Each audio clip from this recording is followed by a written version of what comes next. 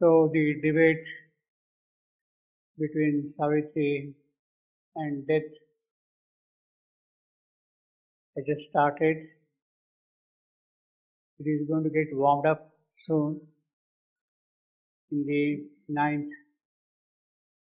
second canto of the ninth book, and there will be a full logomachy in book 10, 4 cantos.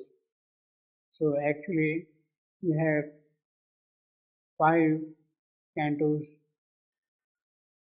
about the, what shall we say, arguments which go on between Savitri and death. They are not actually arguments, words spoken by the two opponent powers. They are, with each utterance, powers, forces released by each other, one against the other.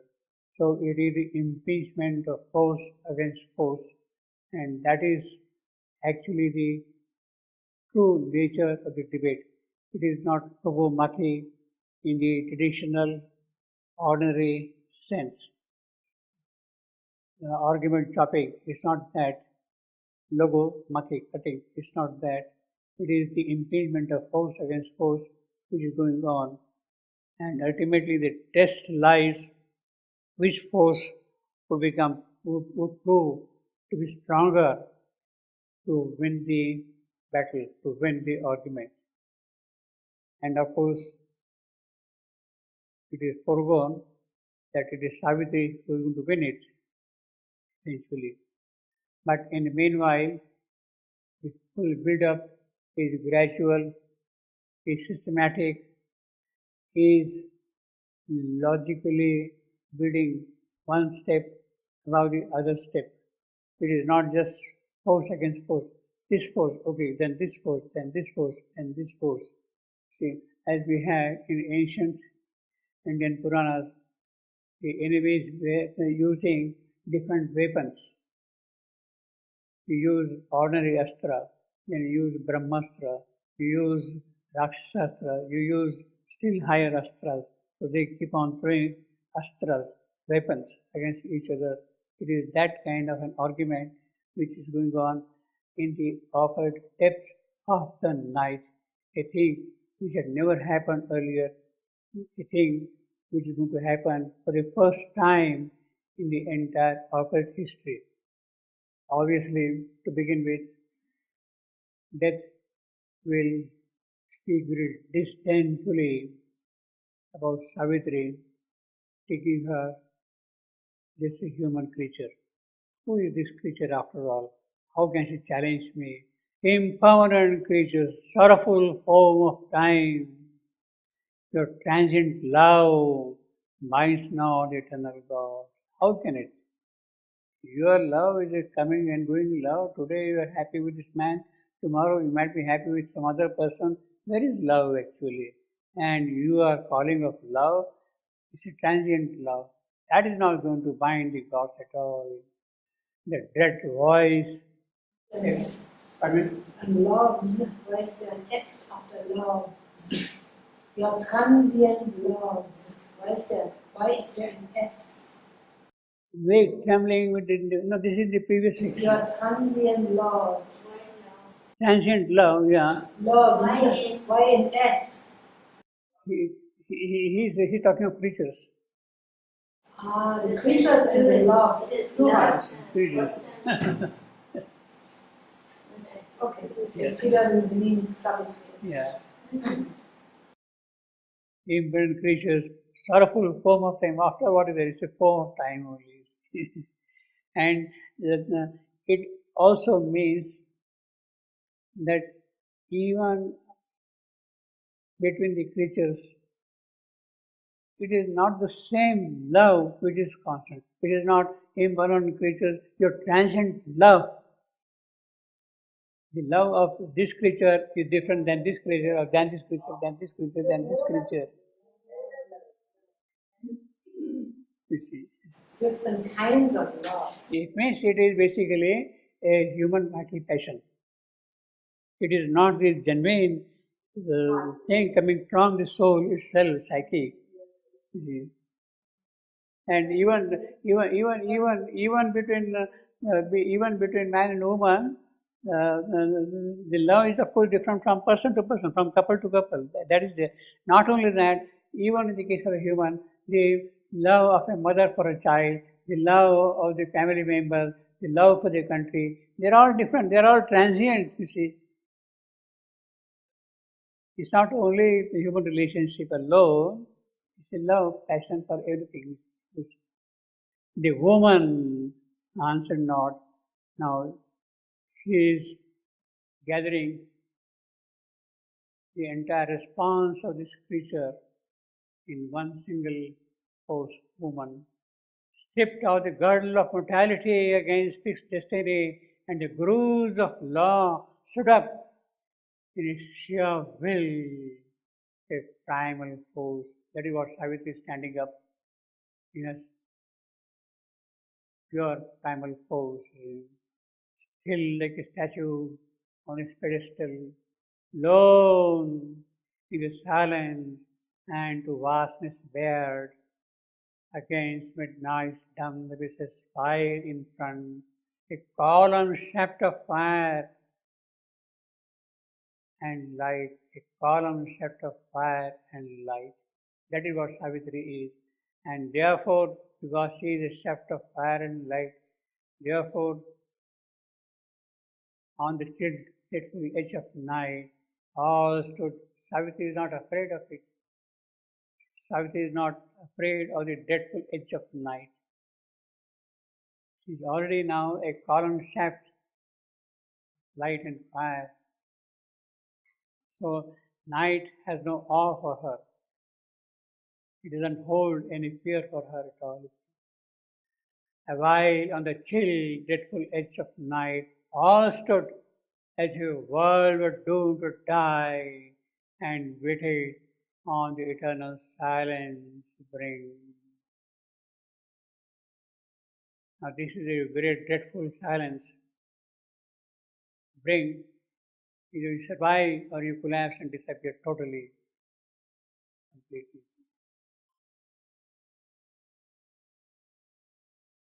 Now, a while on the chill, dreadful edge of night, all stood.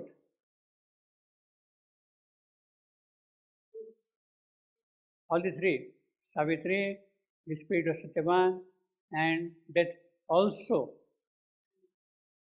Now the point is this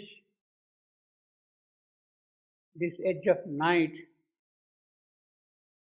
dreadful to death also? This is all.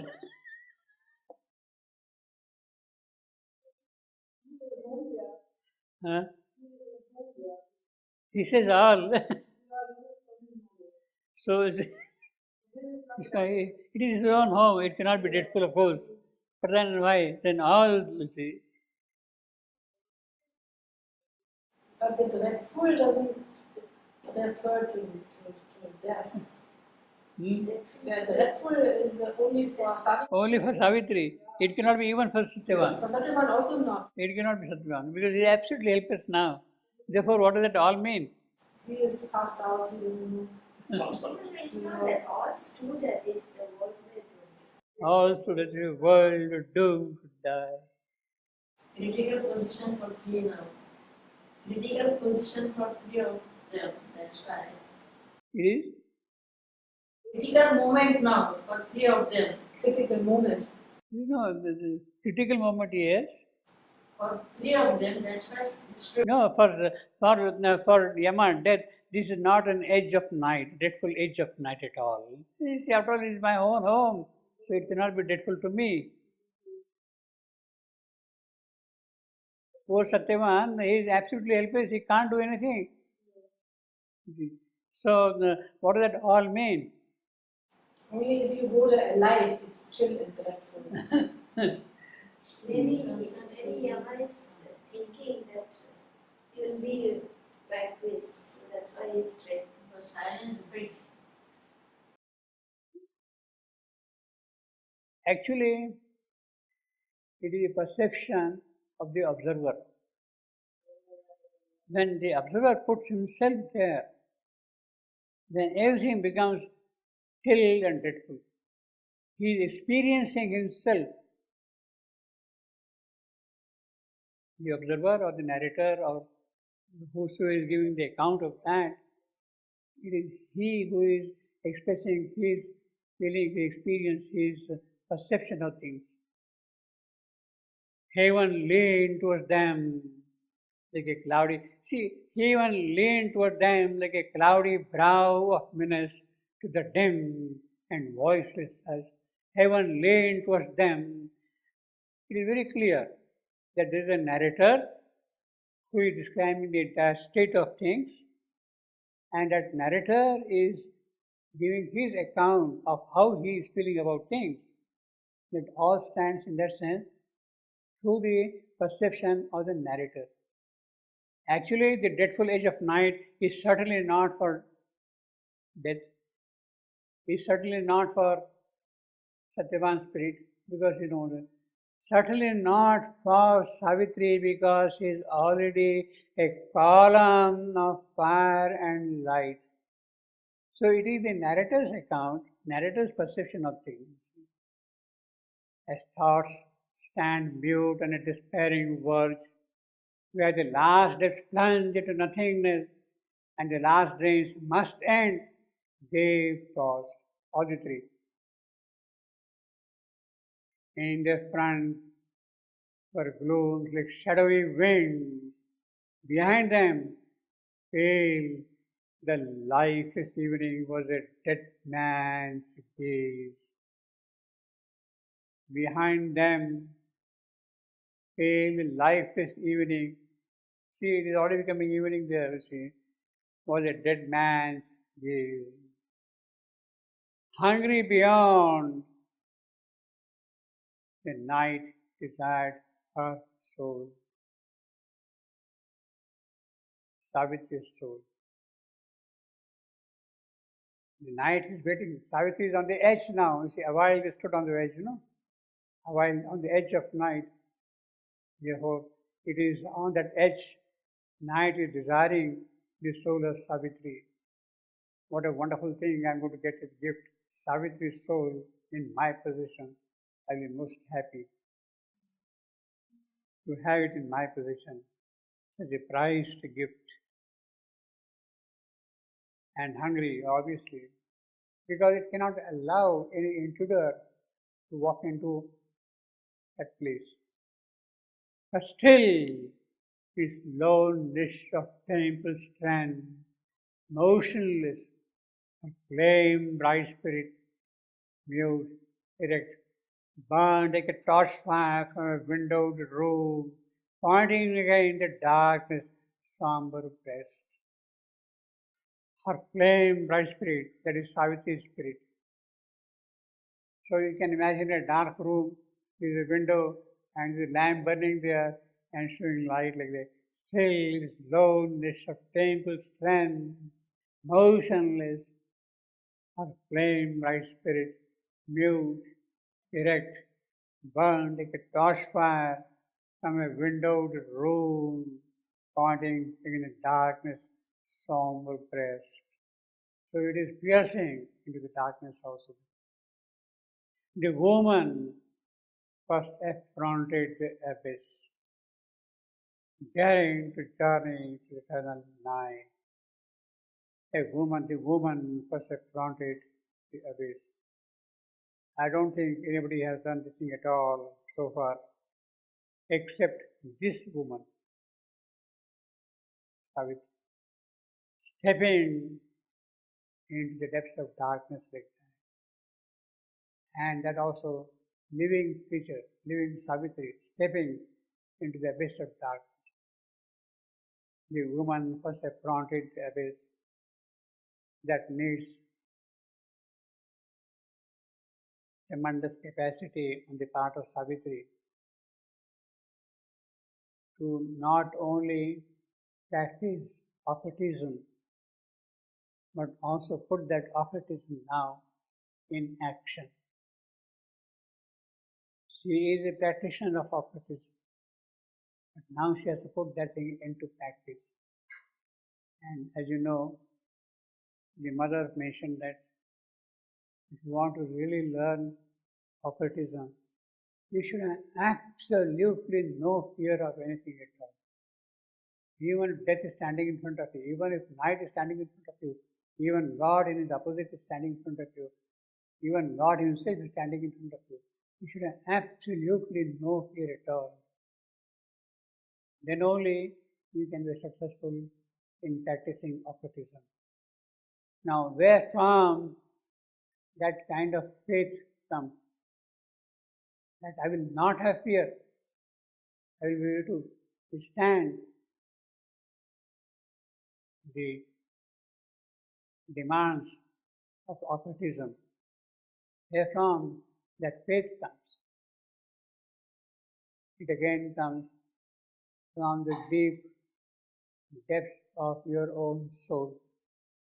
It is not your mental faith. It is not your vital emotional faith. It is not your will that I will be able to do that thing.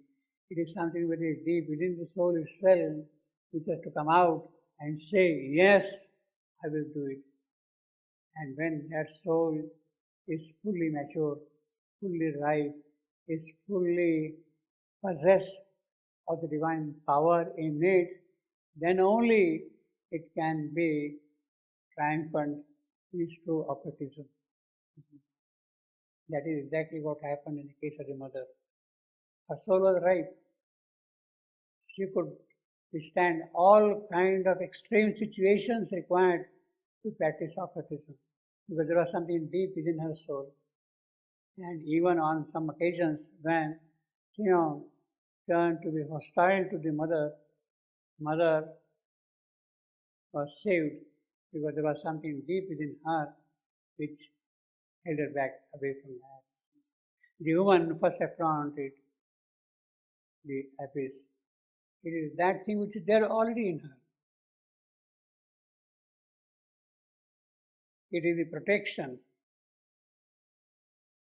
that faith, that psychic being open always to the divine and holding constant contact with the divine. It is that which gives the complete protection. That complete protection is the presence of the divine power within your soul. And when that divine presence is there, when that divine power is there is nothing about which you need fear. The woman first affronted the abyss. She is putting a step into the dreadful night. Yes, I am ready to walk into the night. Nothing can deter me. So although all stood there, Savitri is now ready to walk into the night. You can see the figure of Yama there between Satyavan and Savitri standing on the edge of the night. You can see how fierce Savitri is in the look. And here I am glad that she is consistent, that between the speed of Satyavan and Savitri is death. The order is maintained properly. In one place it got mixed up. She has bungled there. So on the chill, dreadful edge of night, the woman is standing and she is putting a step into the abyss. Armed with light, she advanced her foot to plunge into the dread and viewless vacancy. Immortal, unappalled her spirit faced the danger of a ruthless, eyeless waste. Armored with light. Well, she is a column of light and all that thing, yet she is armored also with light. Advance her foot to plunge into the dread and viewless vacancy. Now here, dread is used as an adjective, which is possible, which is all allowed to say. Dread and viewless means that which is causing fear. And viewless, it has no color, because it's black. Okay. immortal, and appalled her spirit faced the danger of the ruthless eyeless muse. Now, she is armored with light. She is a column of fire and light. In that case, what is the danger she is going to face? Immortal, an appalled spirit face the danger. Is she going to face the danger there?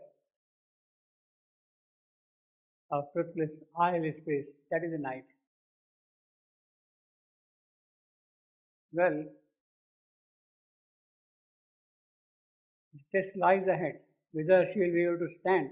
The night is dangerous night, is perilous night. She can swallow her up. She is hungry. She is waiting for the soul of Savitri.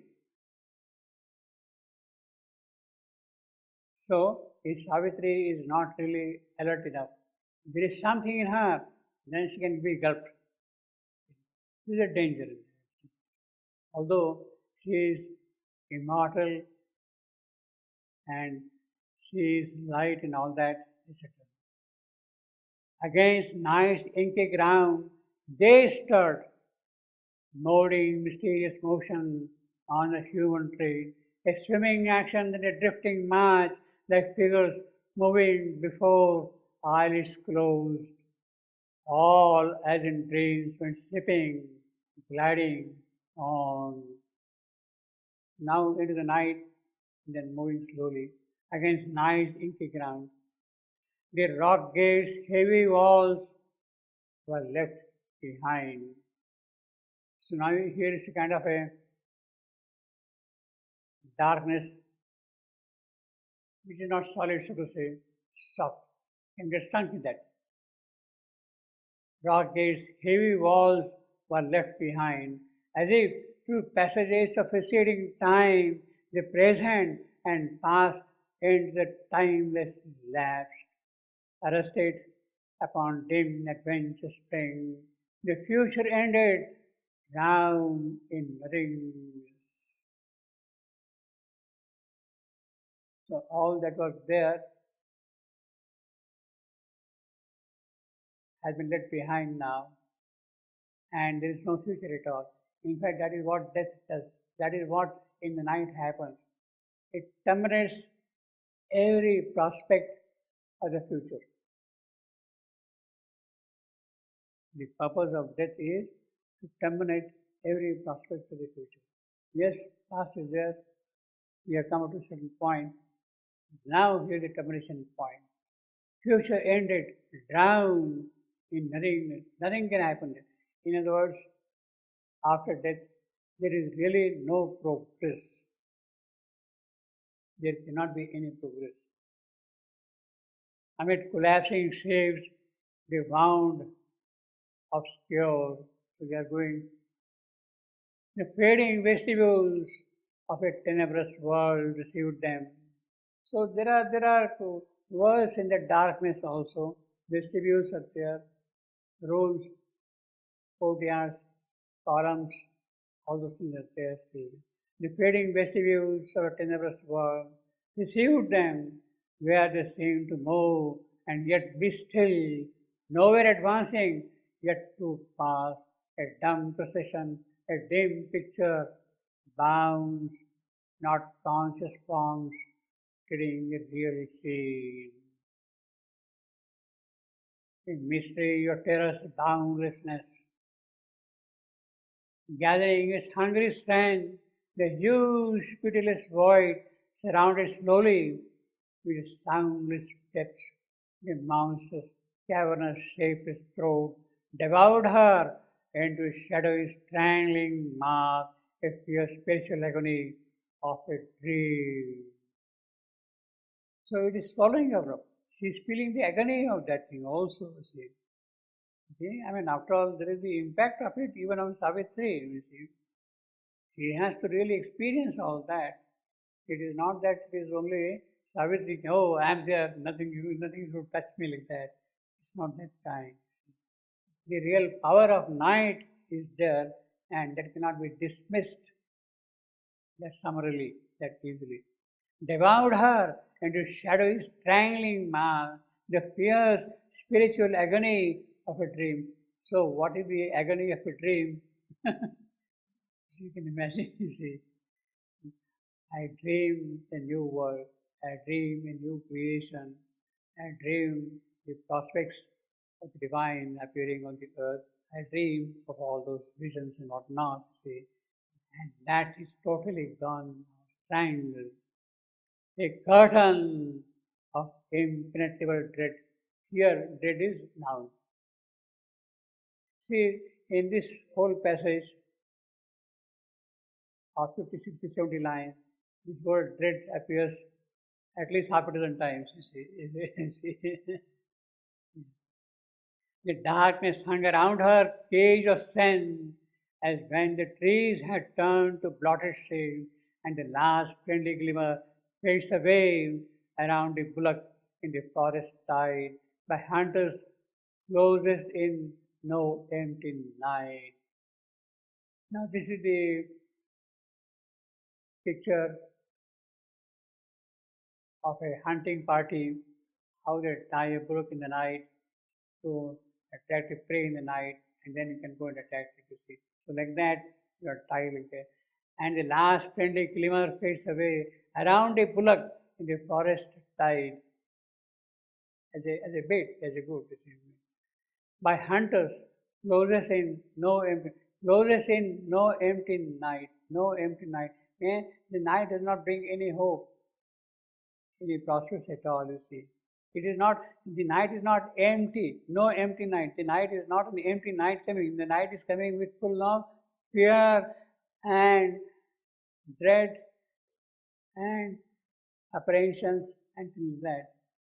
By hunters closes in no empty night. It means that, sorry, the night is full of all those things. It's not the closing in of an empty night. It is a night which is full of all those possibilities. It is in a negative sense.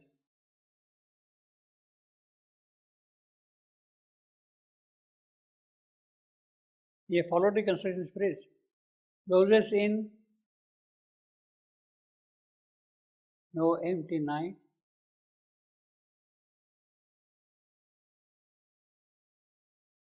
The grammatical sense of it. Got it? Yeah. It means basically the night is coming with its own load of dread.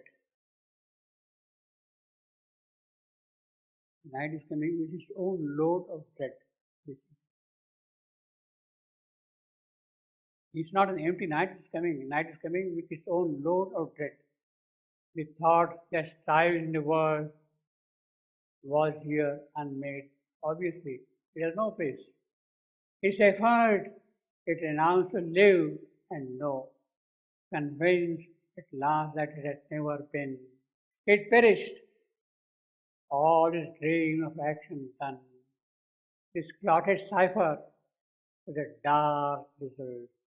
Now, this is a very beautiful phrase, clotted cipher, you see. You can imagine the cipher itself is coalesced, gets clotted, some kind of an explanation is there, thickened. See, when there is a clot, there is a kind of a thickness there. So it is that which is happening on that. This clotted cipher was this dark result. It stands for thought. The thought that strives, its clotted cipher was the dark result. It stopped, so it has become clotted, it become thick.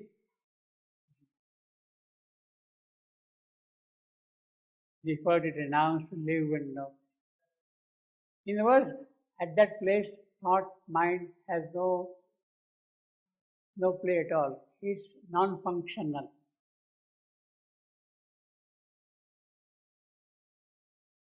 In the smothering steps of the stupendous knot, mind could not think, obviously.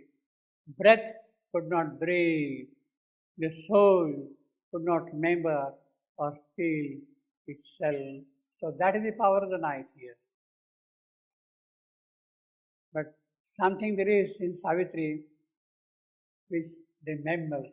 It is not by mind, it is not by breath, by living. There is something in her which remembers and why she is there. It seemed a hollow gulf of sterile emptiness, a zero oblivious to the sum it closed. So the zero is there, but it is holding everything in it, but it is not aware of it. That the zero is really pregnant with all the possibilities in it. The abnegation of the Maker's joy, shaded by no wide repose, no depth of peace. Abnegation of the Maker's joy, the denial of the joy of the Maker. The hollow gulf of sterile emptiness is zero, oblivious of the sun flow.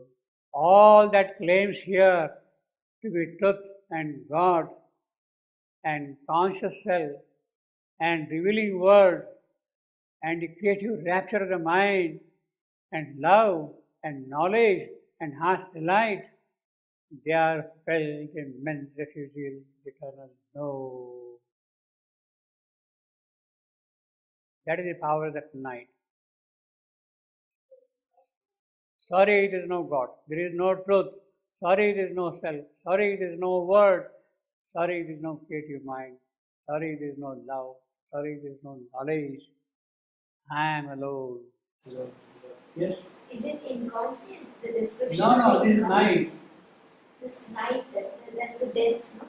In the house of death, night. Yeah. Yeah.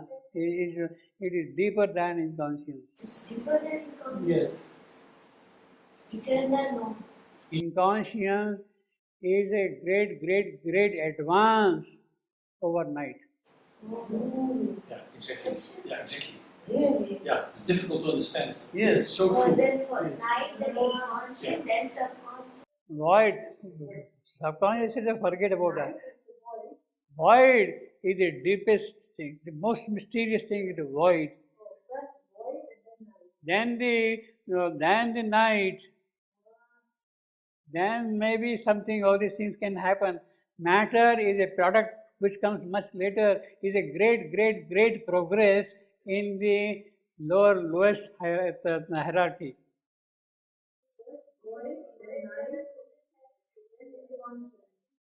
Inconscience is a great boon to you with respect to with respect to this night. That's good. Everything is happening at the divine. Without divine, nothing exists.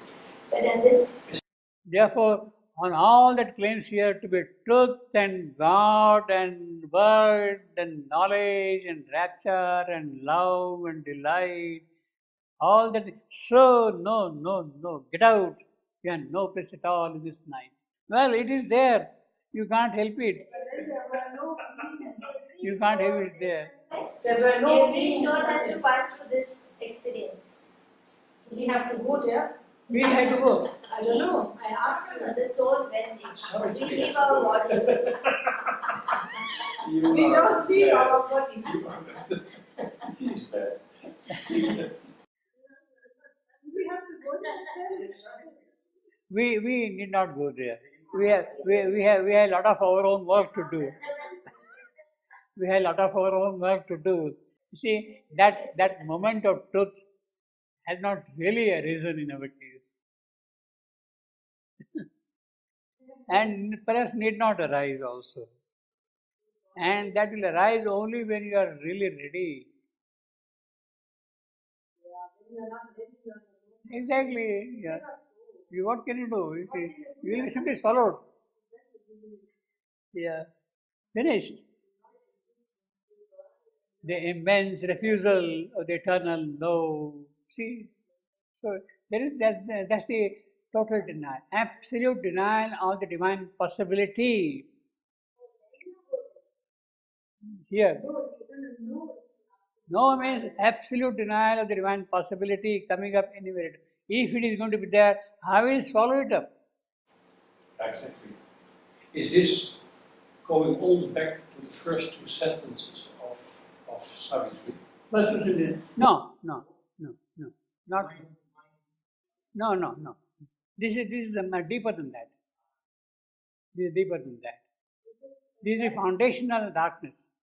No, well, actually, it is showing the extreme other aspect of the divine. It is, in a way, after all, the divine, but in the other extreme form of it. It has its own role, it has its own function, it has its own part to play. That is why it is there. Well, there cannot be anything darker than that. When there is no divine possibility at all, there cannot be anything darker than that. Yeah. He says, no truth, no God, no word, no rapture of mind, no love, no knowledge, no delight. See? Truth and God, get out. Word, get out. See? I am alone. Therefore, as disappears a golden lamp in gloom, goes the distance from the eyes of desire, into the shadows vanished Savitri. That is how Savitri is entering into the night.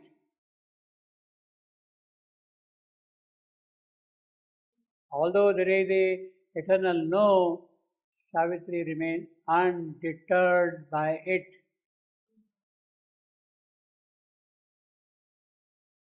And like a golden lamp, she is entering into the shadow. So he, you see, every step of the journey he is describing so vividly, so beautifully, to such detail, see. Amazing. So in this human form, he has traveled what not, like Yeah. the darkest to the lightest.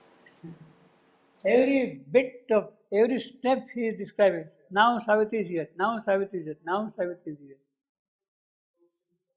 Yeah. There was no course, no path, no end or goal. There cannot be. Visionless mode amidst insensible girl, or drove to some great black unknowing waste, or whirled in a dumb eddy of meeting wind, assembled with the titan hands of charm, as if the winds have been assembled with some titan hand and she's moving through the winds. Or whirled in a dumb eddy, she's moving like that. Meeting wind, assembled with the titan hands, by chance, by accident, so to say, as they have been assembled. There in that place, yeah. Yeah. But still the light prevails, and still the light prevails. That is Savitri. And still it grew, its light. And Savitri, to her lost self awoke.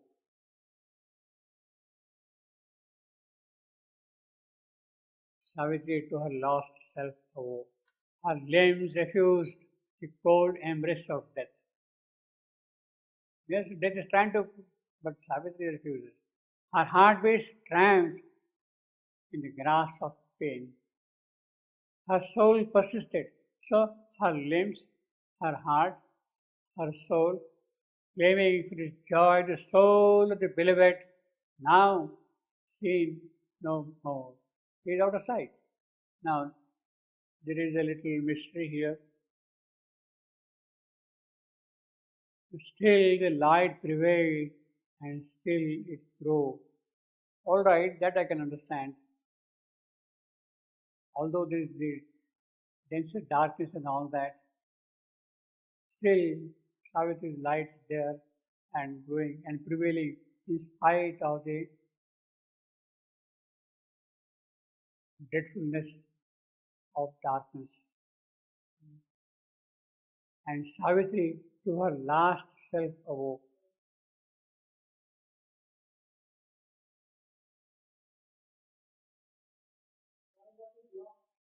Yes, that is a mystery. In fact, there are two mysteries here. Was Savitri lost to herself? Savitri to her lost self awoke. Huh? But was she really lost?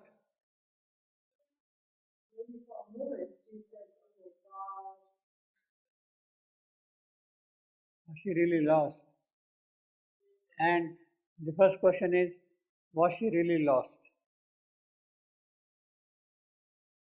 This question is, what is it that makes her awake? Savitri to her lost self awoke. Did she awake by herself? Or something else woke her up? Why? Yeah, still the light, no, that is the general statement. Light grew and prevailed and all that thing. She here now, from the last, she awoke. She awoke. But here you said before in 137:23 that she experiences her rebirth. So that means she goes into a kind of a later sleep. Yeah? And from that she awakes. No, you see, earlier Savitri has disappeared into darkness, but she has not. She has not got lost.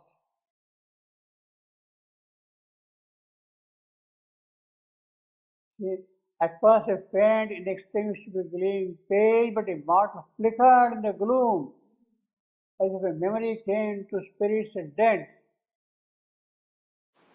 Yes, she's sort of knocked out somehow. No? Ah, I mean, she's not really there. See, It's very.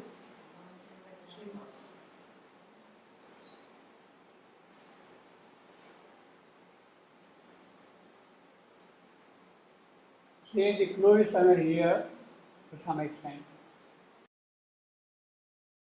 In an unreal darkness, empty and drear, she travelled, treading on the course of life, lost in a blindness of extinguished souls.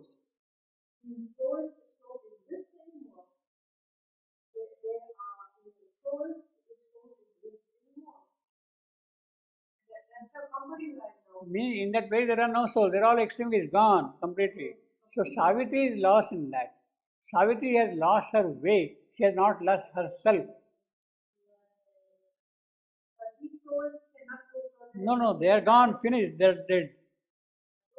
Yes, they are there.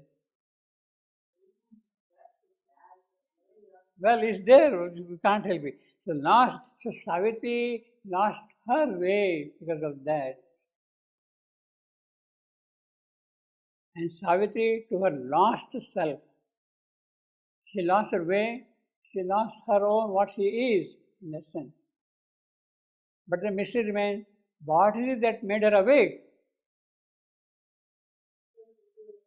What calls her back to herself? No. I think I had better written something. Let me see what I written.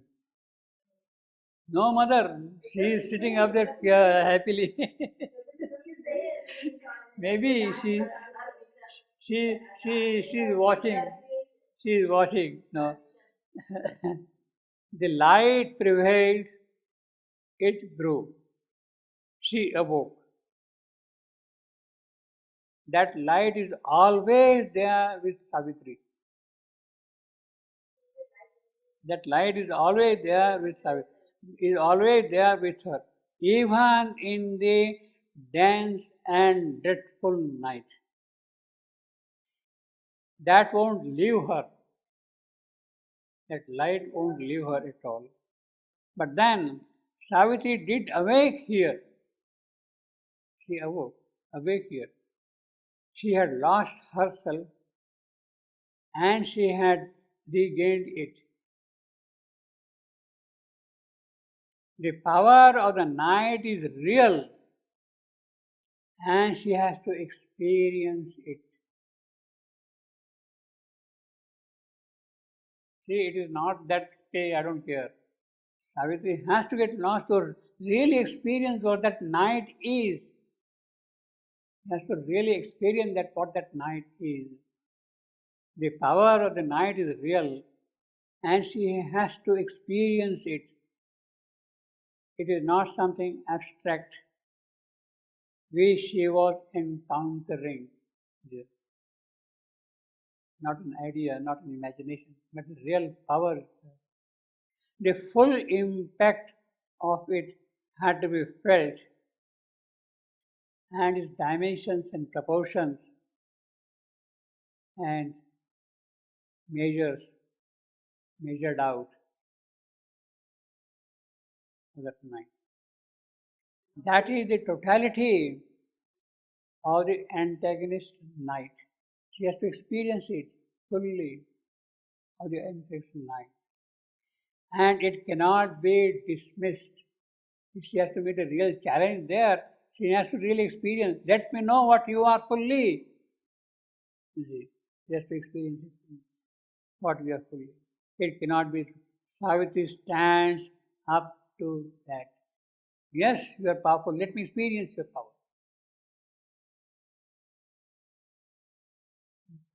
Savitri stands up to that.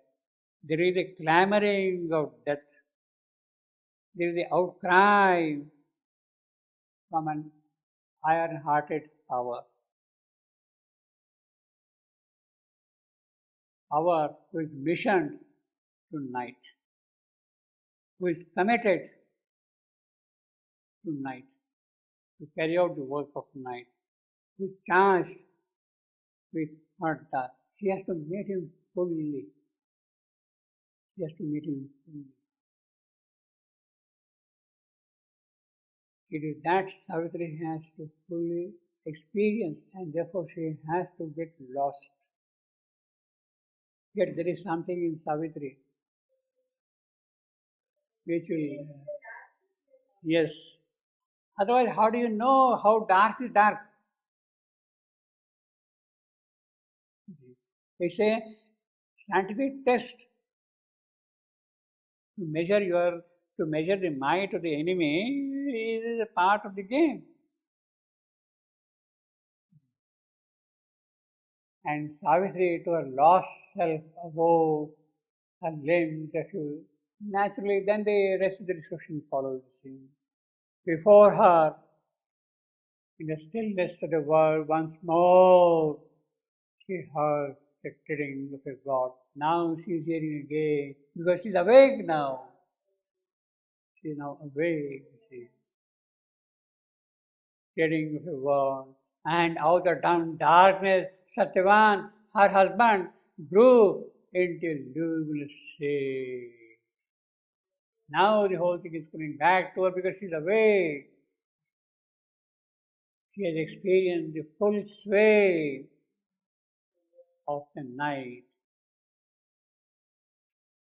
That needs only the greatness of Savitri. You see? All the souls go there. Pardon me?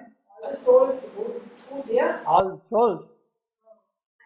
They don't even reach the brink of it. See, they walk. To transform it, so that's why she went to See, you don't even go very close to that. You see. Yeah, but look, there's taking Satyavan, so he is quite. Because it is Yama. There. Yeah. Therefore she has to go. He also has to go there. Yeah, no, but Satyavan, he is going there. Satyavan is going. But then it does not mean that now I will be taken like that, you will be taken like that, or all of us will be taken up there. No, not that. Yeah, you are a small little creature, you can go away from here. You come again and go through the cycle, build up your sadhana, and gradually grow, and then come. No, This is a primal power which is now coming into full operation. Huh? process of death that you have to dip in there and then you go out. That happens, that is very small for a soul which is not really fully developed.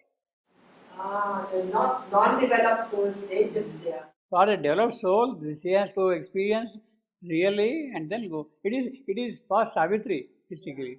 It exists and souls go there. They're lost there. I don't know. I mean, They're dead. Dead souls. see, actually, in the case of we small mortals, Yama does not come at all to pick us up. He sends his minions, he sends his servants, he sends his Juta. Go and pick him up and carry him with you. Here, Yama himself is coming fully. There was none with her in the dreadful vast. See again, dreadful vast. There was again dreadful vast, you see. Rahat Andar, Brahad Bhayam, that is the correct phrase. Brahad Bhayam, fear, dread. Vas means Brahad. There was none with her in the dreadful vast. She saw no more the vague, tremendous God. Now to her, that God becomes a vague God. Because he himself is now becoming kind of dim. In the darkness itself, yeah. He's dark As a dark Yeah. God. It's like a black cow in the night on the road. You also don't see it. Yes. Tremendous God, and but of course he still remains tremendous. Her eyes had lost the luminous Satyavan. That Savitri is not going to accept at all. How can that be? But it is there. It only shows the power, the intensity of the darkness. Yes, all around. Yet not for this her spirit failed. Actually, her spirit had not failed. It is the very nature of things around which is true, but held more deeply than the bounded senses can, which grasp externally and find to lose its object love. So when on earth they lived, she had felt him straying to the glades of sin in her. Now he is describing a kind of a memory of Savitri. The narrator is telling, well, in their daily use, Savitri would be staying in the hermitage and Satyavan would go to the forest. But in her dream, in her consciousness, in her stream, she would see, oh, my Satyavan is now here, my Satyavan is now here, my Satyavan is here. She would follow him like that, you see. So when on earth they lived, she had felt him straying to the glades. She felt like that. Yes, now he must be in this forest, he must be there now. The glades, a scene in her, its clefts her beings with stars, opening the secrets to his search and joy, because to jealous sweetness in her heart, whatever happy space his cherished feet preferred, must be at once her soul embracing his body, passioning dumbly to his breast. So he is making it now more intimate, as it happened in the daily use, daily work, daily activities. She is remembering as if now it is like that which is happening in the night. Satyavan is not there in her, but she is imagining she must be floating there down. So it gives a kind of a concreteness for the whole picture. It makes the whole picture very concrete, you see. It is another way of transmitting one scene on the other. It is the imposition of one scene on the other. What is highlighted here is the daily scene that Savitri is aware of. It is that now which is imposed on what is happening in the opposite night. But now a silent gulf between them came, and to abysmal loneliness she fell. Now it is for the first time she is feeling the loneliness. Even from herself cast out from love removed.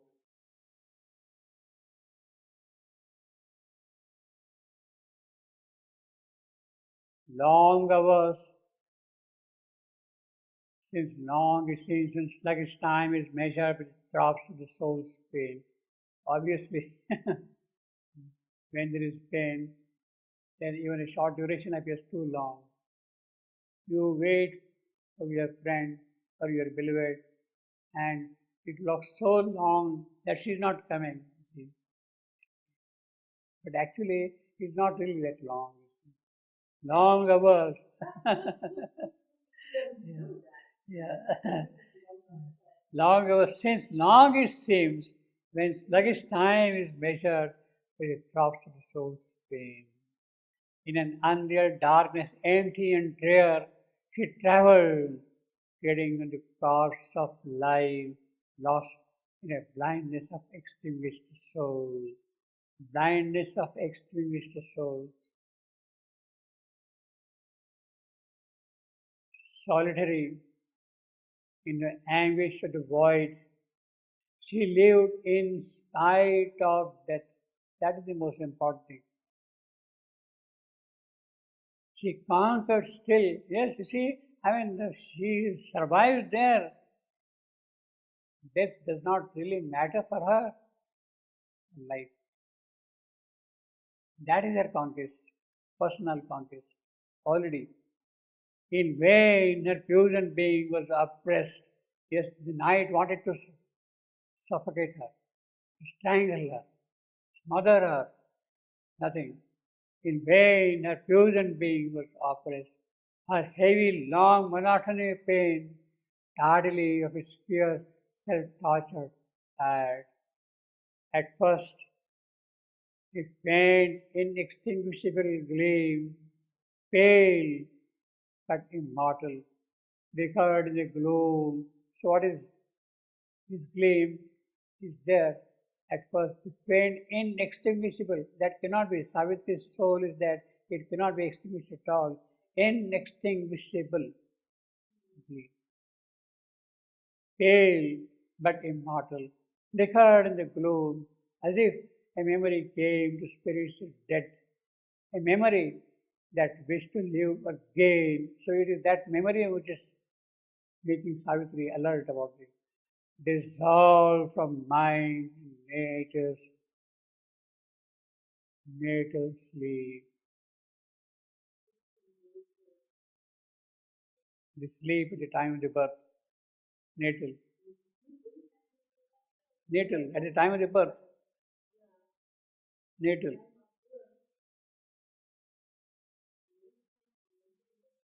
Nature's natal sleep.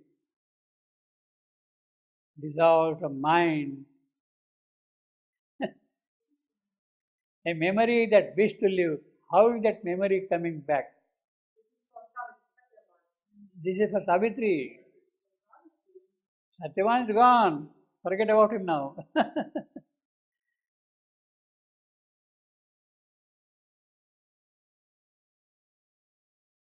See, he is talking in terms of the gleam which is flickerless.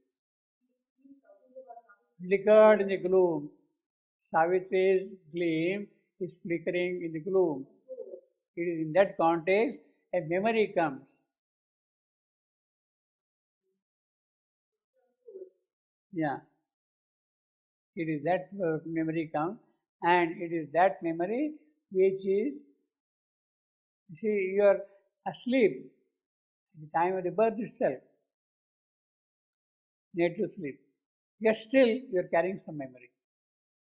So that means Savitri is experiencing the rebirth. Yes, Yes. yes, Yeah. yes.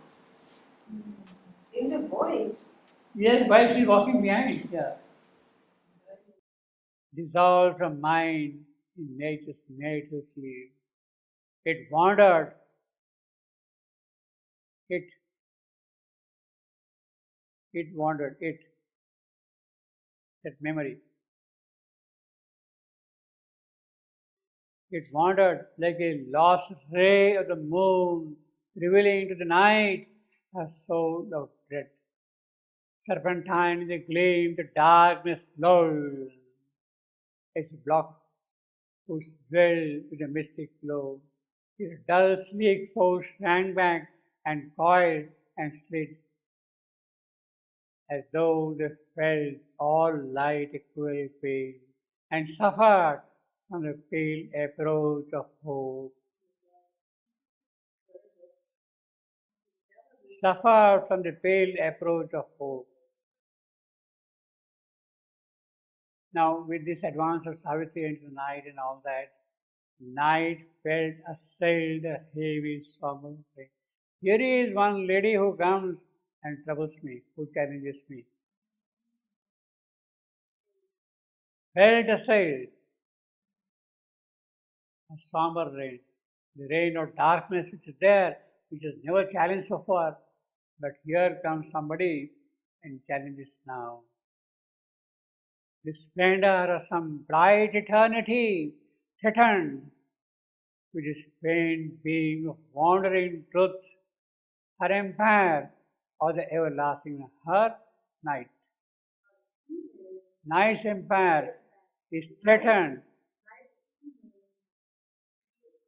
Night is, she is feeling her empire. Night is feeling that her empire is threatened by this person who is coming, this wandering truth.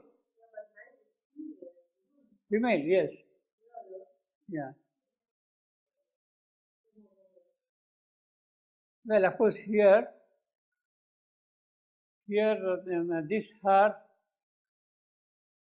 does not necessarily mean night.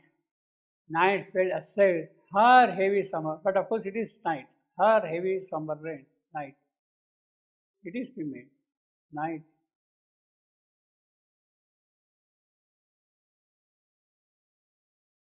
Night felt assailed, her heavy summer rain. Her own rain was challenged by somebody. By whom? The splendor of some bright eternity. By the wandering truth. Her empire or the everlasting knot. Her again, of course, night's own. Implacable in her intolerant strength and confident that she alone was true, her intolerant strength. Night. Nothing can satisfy, nothing can challenge her. And confident that she alone was true, she strove to stifle the frail, dangerous tree. Obviously, presence of Savitri, that wandering truth, or a dangerous ray. She thought she's a frail lady, challenging her. She strove to stifle the frail, dangerous ray, aware of an all-negating immensity. She reared a giant head of nothing. She, of course, again stands for night herself. A giant head of nothingness, her mouth of darkness, swallowing all that is. She saw in herself the tenuous absolute.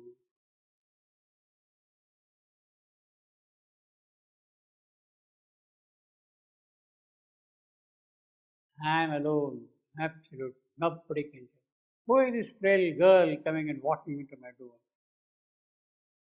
I swallow her.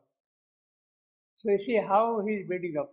So the entire scene is presented of darkness, how Yama is going, and how Savitri is preparing, and how night is facing the whole situation. Then a sound pale through the dread bounces red. Again the dread bounces red. Dread here is an adjective, causing fear, causing dread. Mass like the surge in a task ear, clamoring a fatal iron-hearted roar, that mission to the night is little called. Mission to the night. This is a beautiful phrase. Death, mission to the night means death who is committed to night, who is charged with the work of night, who is assigned the work of night. Mission to the night. He will carry out whatever night wants him to do. This is my silent, dark immensity. This is the home of everlasting night. This is the secrecy of nothingness. Entombing the vanity of life's desire. Gone, finished. What are you desiring? Life desires everything.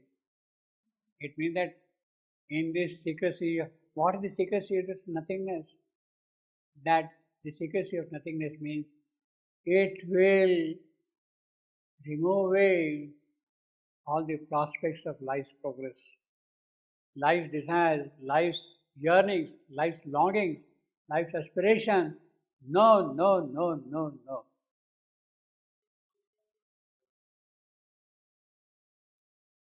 That is the secrecy of the nothingness.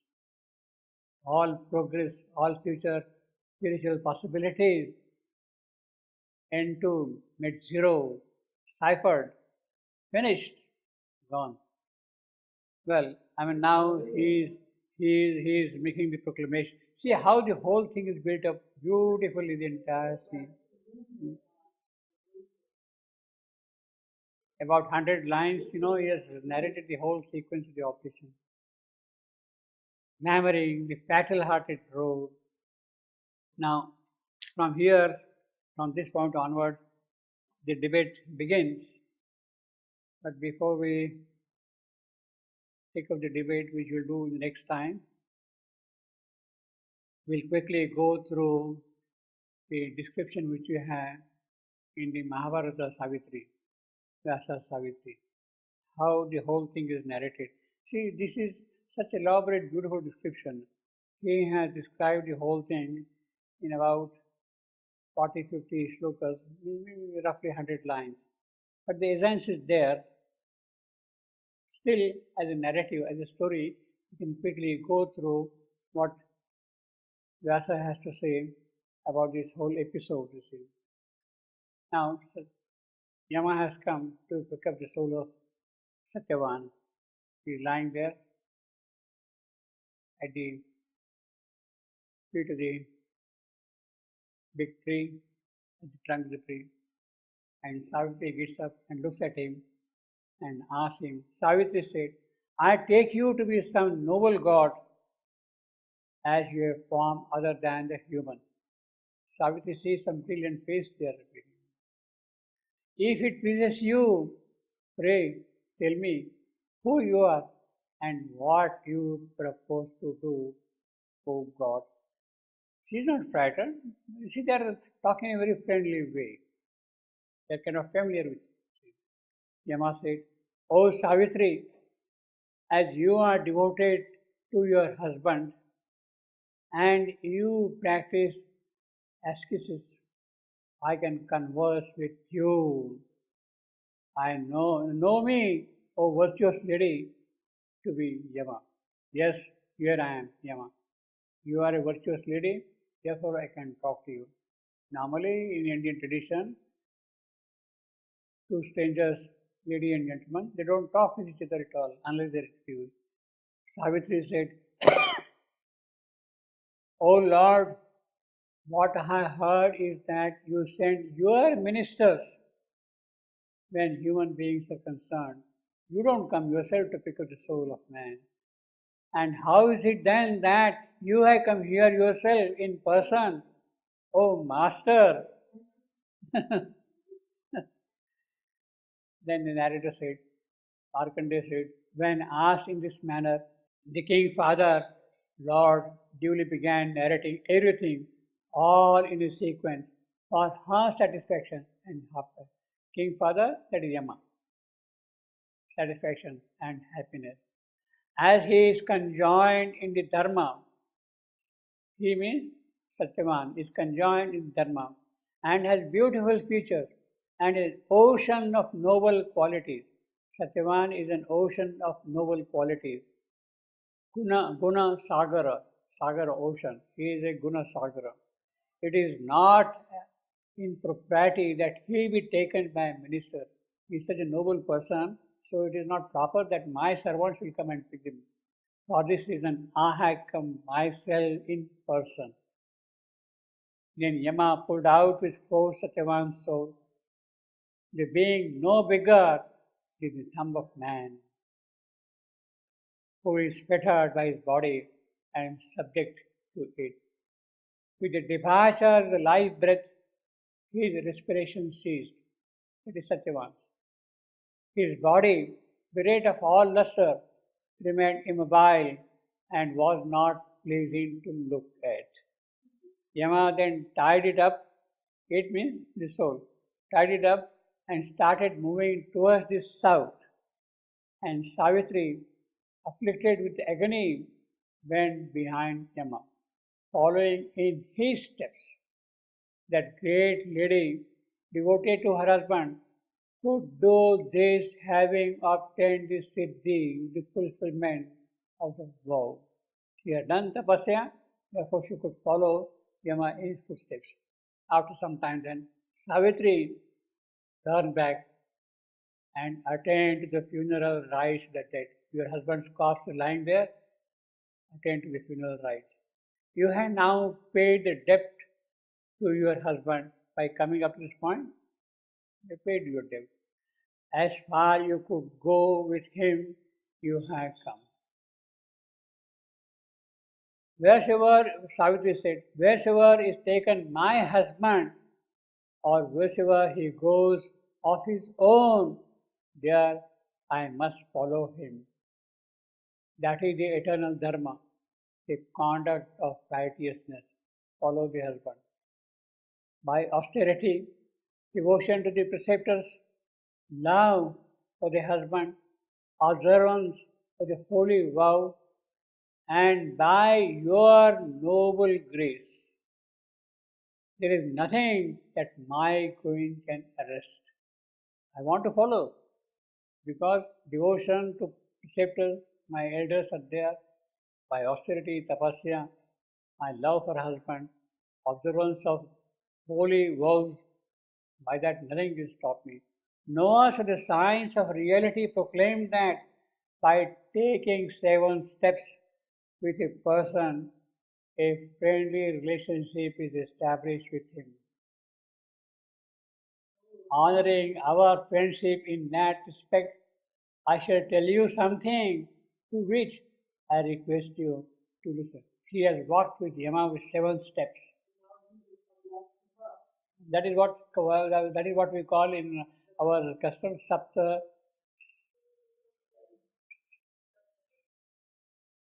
steps. Saptapadi. Saptapadi. Saptapadi. In the marriage fire, you take 7 steps. In the marriage fire, the husband, the bride, and the bridegroom take 7 steps around. They walk together around the fire and take 7 steps. Saptapadi. Padi means steps. Sapta means 7. By taking 7 steps with a person, a friendly relationship is established with him, which is not divorceable. Honoring our friendship. So she says, look, I have walked with you 7 steps. So we are now friends. We are now good friends. So we can talk with each other. In that, I shall tell you something to which I request you to listen. So please listen to what I am going to tell you. Yeah. Yeah. Those who are not self-possessed, even though they may stay in a forest, even though they may stay in an ashram, even though they may stay in Auroville, they cannot practice dharma or go with the preceptors or undertake difficult austerities. The wise who know discrimination hold happiness to lie in the dharma alone. In dharma means in the right conduct. Therefore, do the sages give to dharma such preeminence. Dharma means right conduct. Following one's own dharma, approved by those who are established in the truth, one knows the path which takes one to the goal. So it is the upright path which will take you there. Dharma means the path to the right, which will take to the right goal. Who are established in the truth, one knows the path which takes one to goal. Therefore, one should not covet the second or the third or any other person's dharma. I should not follow your dharma, I should not follow your. Each one has his own dharma, his own way of right conduct, depending upon the quality of his soul. You follow the quality of your soul and you'll be always put on the right path. Such is the dharma which the sages hold to be excellent. Yama said, "Oh, unblameable, return now." Yes, we have spoken a lot, we have walked a lot also. In true accent and knowing the letters and making the right use of the words and with proper reasoning that you speak, I am pleased with you. Ask for a boon which I shall grant, but excluding the life of the dead. Sorry, I cannot give the life of Satyavan. You can ask for any other boon. Because you are a person of righteous conduct, you have spoken correct English, you have spoken grammatical English, your phrases are impeccable, you have spoken Shevando's English, so I am very pleased with that. I grant you a boon. Savitri said, my father-in-law has lost his kingdom and is an exile, abiding in the forest. And he is blind. So she is asking two things, kingdom and blind. I desire that the king may by your grace gain his sight and be mighty and glorious like the fire and the sun. For Yama there is no problem. Yes, I grant. Oh, Yama said, oh unblameable, I grant you the boon, you have asked for it and will be so. But I see that by walking a great distance, you are exhausted. Return, therefore, that you may not be more tired by this exertion. Savitri said, how can I be weary or tired when close I am to my husband? Where dwells my husband, indeed there I shall be. Wheresoever you will be taking my Lord, I too must go to the, O God sovereign, listen again to what I shall say. So she is going to give me another lesson now. Company with the virtuous, even though for a short while, is a highly cherished occasion. Being in the friendship is said to be greater still. Association with holy person is never fruitless. Therefore, one should always be close to the truthful and virtuous. Yama said, O fair lady, what you have said is most salutary for all and is very agreeable to my mind and is to be held greatly in the increasing of intelligence of the learned. Ask for yet another boon, but not the boon of life of Satyavan.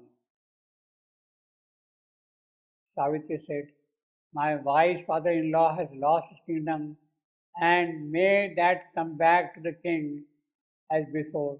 He is like my preceptor and let him never abandon the dharma. This is the second boon I ask of you. Soon and without difficulty shall the king regain his lost kingdom, and never will he depart from righteousness. O princess, she had become blind, he has now received the right vision. O princess, now what you have desired I have granted to you. Return, therefore, that the journey may not weary you. Savitri said, O ordiner, he is the ordiner, he is the upholder of the law, great in poise. The law you uphold for the welfare of the creatures. You uphold the law for the welfare of the creatures. And to different worlds to take them according to your wishes. And that is why everywhere you are well known as Yama. Follow the law. But please listen to what I am going to address to you. Not to have malice, not to hurt anyone with thought, or with word, or with act, but to give away in charity and always show kindness is indeed the dharma of the virtuous. Creatures of this world generally live a short life and are prone to spend away their strength, but the noble and the saintly are friendly and kind in your manner, even to the enemy when he approached them. Yama said, O bright, eminent lady, in the like way a thirsty person becomes happy on getting water. I am so much moved by your words. Therefore, again, but not for the life of Satyavan, ask for another boon that you greatly desire. Savitri said, Sunless is my father, the Lord of the earth, and hence grant to him the fatherhood of 100 sons of his own, that his line may continue to grow. From you, this is the third boon I wish you to get. Yama said, O noble lady, 100 illustrious sons shall be born this way for your father to perpetuate his race. But now, O princess, your wish granted. Return, for quite far you have come on this path here. Savitri said, Close to my husband as I am, this place is not far or remote for me, to me, and my mind can run even faster than this. Therefore, as you proceed, those words which I have already spoken, listen to them again from me. You are the mighty son of Vivasvana. Vivasvana, that is the sun god. And that is why the learned call you Vaivasvata. Vaivasvata means son of Vivasvana. Vivasvana is the sun god. So Yama is the son of the sun god. To all the creatures you are fair, you uphold the dharma. For that reason, you are, O Lord, also known as Dharmaraj. You are the king of the righteous conduct of life. More than himself does a man put his trust in the sages, and to everyone gives more of his love in particular to them. Only with a good heart can the living beings find trust in another, and hence the sages are particularly trusted by everybody. Yama said, Never have I heard such holy utterances.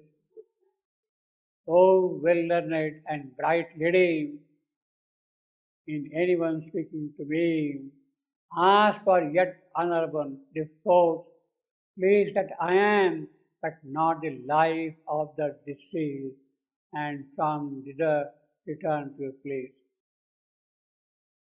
Savitri said, By our union, mine with Satyavan, let there be 100 sons, noble and heroic indeed, well born, extending the glory of the house.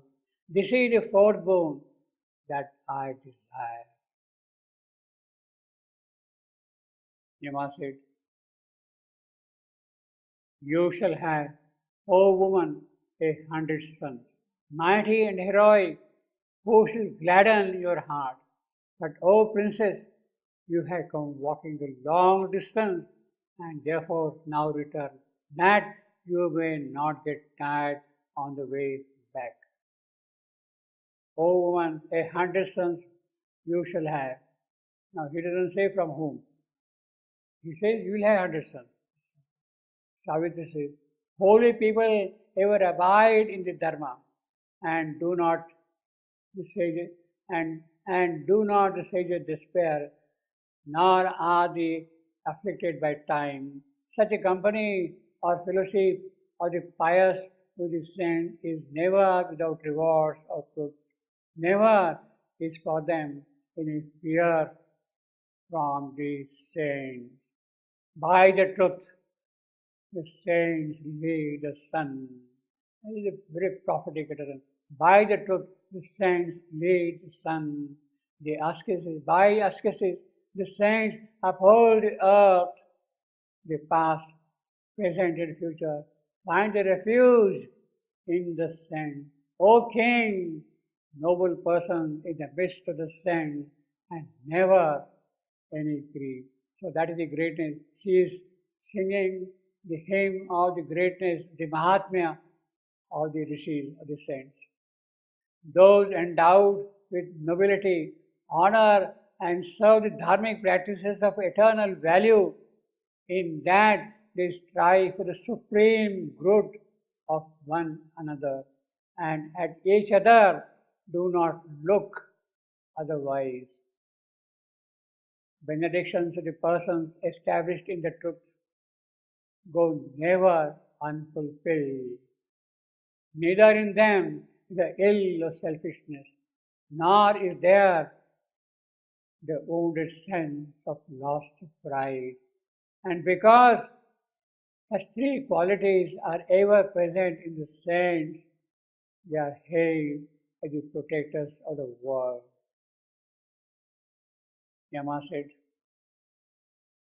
O devoted and chaste lady, the more in well-adorned verses, full of great significance and agreeable to perception, you speak of the noble things comfortable to the Dharma, conformable to the Dharma, the more does my excellent devotion for you increase.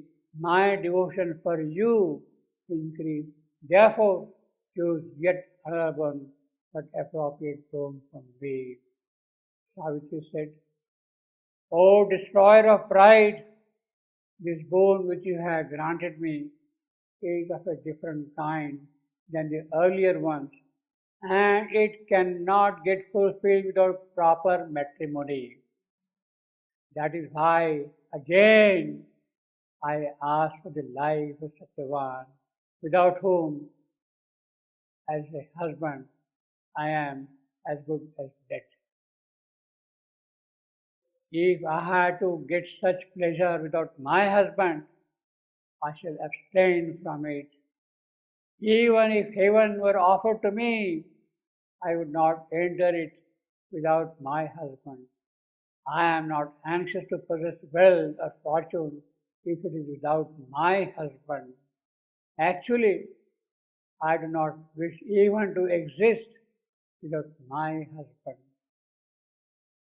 You have given me the boon of 100 sons, and you yourself are taking my husband away. For that reason, I ask again the boon of life of Satyavan, by which your words shall come true. Saying, let it be so, Dharmaraj, Yama, the son of Vivasvana, released the news from around the soul and delighted spoke to Savitri. O gracious lady, here I free your husband. O daughter, doing honor to the house, by your words possessed with the spirit, with the merit of the Dharma. O saintly woman, you have fully gladdened me. Take him now of sound health and fit to return to accomplish your desire, which will come true soon. Who is Markandeya? Who is Markandeya? Huh? Who is Markandeya? Markandeya, who is Markandeya? He is the main narrator of the story. Markandeya is narrating the story of Savitri to Dharmaraj, Pandava. In the Mahabharata, the story of Savitri is narrated by a rishi to one of the Pandavas. Markandeya is that rishi. So the whole narration of the story is through the mouth of Markandeya. He says, saying so, let it be so, Dharmaraj Yama, the son of Markandeya is now telling now. Markandeya is carrying on the narrative. He is carrying on the narrative. Savitri has made her point. Now the rest is being narrated by the narrator.